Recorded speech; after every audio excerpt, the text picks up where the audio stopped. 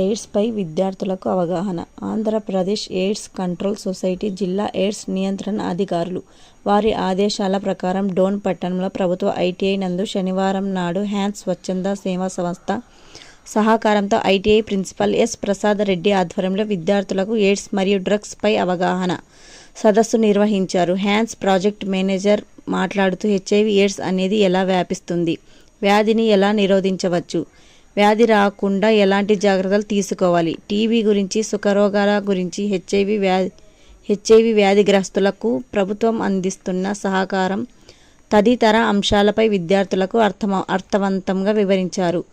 మత్తు పదార్థాలకు యువత బానిస కావద్దన్నారు. దీని పర్యవసానాలు చాలా తీవ్రంగా ఉంటాయని, జీవితాలు అంధకారంలోకి వెళ్తాయన్నారు.